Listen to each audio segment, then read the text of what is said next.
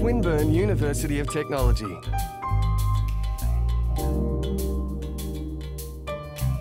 It's a piece of software that gets used quite widely in research, and I wanted to make it available as a set of videos that someone who wanted to learn this language, whether they're a staff member, whether they're someone external to Swinburne, could use.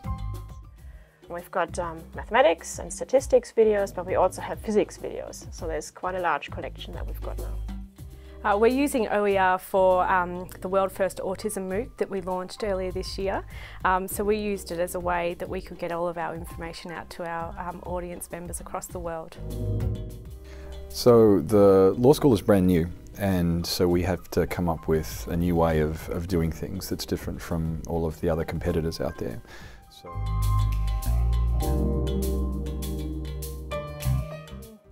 It's sort of advertising for Swinburne. So if we make the videos available to others, they'll see what we're actually doing at Swinburne. And we're also quite happy to show quality work, so it reflects positively on Swinburne. We'll find that they're being used and reused in ways that we can't foresee. So from our perspective, that's just a huge benefit. I mean, we're an educational institution. If we're not about the widest possible educational opportunities for people, then what's the point of our existence? It's a great opportunity to get our content out there and to promote the university as a whole. The benefits that we've had is being able to have some accessibility and availability to all of our participants across the world.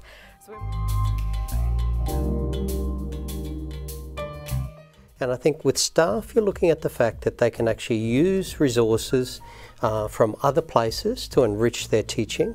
They can also create resources that are going to be used for the students and that may go to a global community.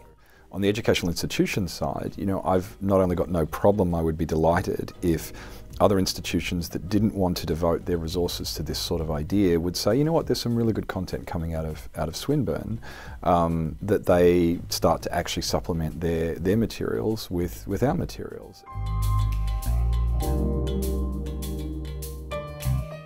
Some are releasing material under very open licenses that allow a lot of reuse in the online environment, but others are using more restrictive licenses because they're dealing with sensitive material or they have discipline areas that require different release. Well, ideally what I'd like to do is you know, consecrate everything to the public domain.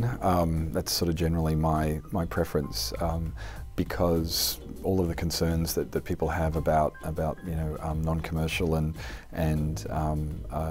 various, you know, other concerns that people have about, you know, no derivatives or attribution only, all of those sorts of things, I think are generally misplaced. I just don't have that particular concern. For example, we have some maths casts that are created by one of our faculties. Now they've requested that we have a CC BY NC ND Creative Commons license on it, which essentially is quite a restrictive license. It means that their content can't be used commercially and no derivatives of it can be shared.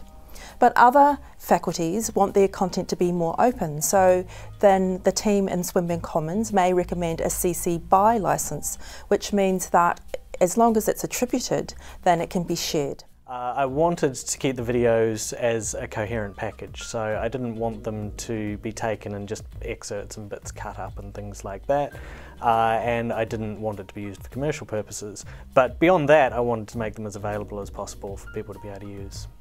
Given the sensitivity of autism and the nature of our videos, that we just wanted to make sure that the licensing was right for our audience and the way in which the resources could be viewed and reshared.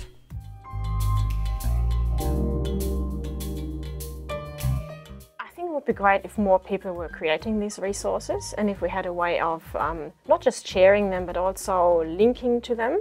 So it's not that difficult to find the resources because there's an awful lot out there, very difficult to find what you need because we don't have a common approach to this. It's absolutely clear that things are going to change fairly quickly once it gets taken up. It's really just one of those things that is obvious. You know, there's just no reason why we should be reinventing the wheel constantly. It's going to give their work more exposure, it's going to help more people more broadly than just their students. They're already putting that effort into making these resources. Why not share them, make them more available? We've got to give back to the world. We've got to share our resources if we can. I think by doing that we create a global community of educators who are enriching a lot of other communities besides their own.